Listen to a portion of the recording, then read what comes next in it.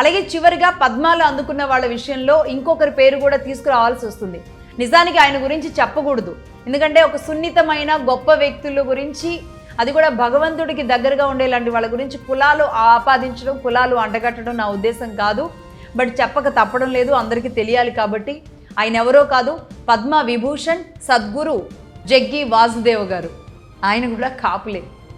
ఆయన తండ్రి కాపులు, తల్లి చోళులు, చోళ వంశం నుంచి వచ్చిన రాజుల అమ్మాయిని పెళ్లి చేసుకున్నారు కాపులు. అలా ఆయన కూడా జగ్గి వాసుదేవ్ గారు కూడా కాపులు అయిపోయారు. రైట్. ఈషా ఫౌండేషన్ అందరికీ తెలిసిందే. ఈషా ఫౌండేషన్ ద్వారా ఆయన భారతీయ ఆధ్యాత్మికతని ప్రపంచ దేశాలకి ప్రచారం చేస్తున్నారు సద్గురు. అలాగే యోగా, కర్మ, ఇన్నర్ ఇంజనీరింగ్ సిద్ధాంతాల ద్వారా కోట్ల మంది ఫాలోవర్స్ని అనేక దేశాల్లో ఆయన సంపాదించుకున్నారంటే మామూలు విషయం కాదు. America, England, Uganda, Lebanon, Singapore, Canada, Malaysia, ఇలా అనేక దేశాల్లో కూడా యోగా కార్యక్రమాలు నిర్వహిస్తూ వస్తున్నారు సద్గురు. రైట్. ఇది నిజంగా అతి సున్నితమైన వ్యక్తులు అయినప్పటికీ చెప్పక తప్పడం లేదు. కొంతమందిని మిస్ అవ్వడం, అలాగే కొంతమందిది ఇలా చిన్న మిస్టేక్స్ రావడం వల్ల మళ్ళీ కరెక్ట్ చేసుకోవడానికి మగధా సైడ్ నుంచి ఏ పొరపాటు జరగకుండా ఉండే ఉద్దేశంలో భాగంగానే ఈ కొంతమందిని కూడా తీసుకొచ్చి, దాదాపుగా ఇప్పుడు కూడా ఒక 20 మందిని తీసుకొచ్చాం.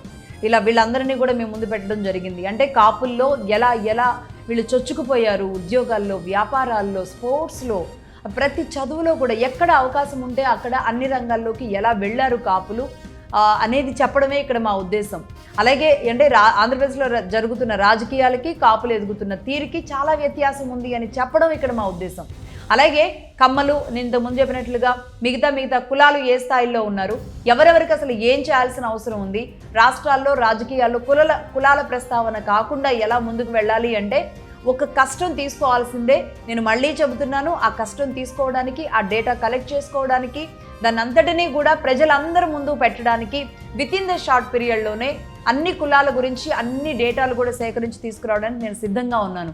ఇది నాకు కాపుల మీద అభిమానమో, కమ్మల మీద అభిమానమో, లేదా ఇంకో కులం మీద అభిమానమో ఇది కాదు.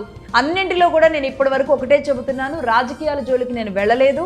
అలాగే ఆ కాపు కులాల్లో ఆ కులానికి మంచి చేసిన వాళ్ళు, ఆ కులానికి వన్నె తెచ్చిన వాళ్ళు, ఆ కులంలో దూసుకు వెళుతున్న వాళ్ళ గురించి మాత్రమే, అది కూడా వాళ్ళకి సంబంధించి పాజిటివ్ కోణాలు మాత్రమే తీసుకొచ్చాను. ఇందులో ఏ ఒక్కరి నెగిటివ్ కోణం కూడా తీసుకురాలేదు. అలాగే రేపు రెడ్లైనా, కమ్మలైనా, బ్రాహ్మణులైనా వీళ్ళందరూ ఓసీ కేటగిరీలో ఉన్న వాళ్ళతో పాటుగా బీసీలు, ఎస్సీ, ఎస్టీలను కూడా కవర్ చేయడమే మా ఉద్దేశంగా పెట్టుకున్నాం. వాళ్ళందరికీ సంబంధించిన డీటెయిల్స్ వితిన్ షార్ట్ పీరియడ్లో, నేను మళ్ళీ చెప్తున్నా, ఎక్కువ టైం కూడా తీసుకోకుండా ఆ కులాలకి వన్నె తెచ్చిన వారందరి గురించి డేటా ఇవ్వడానికి నేను సిద్ధంగా ఉన్నాను.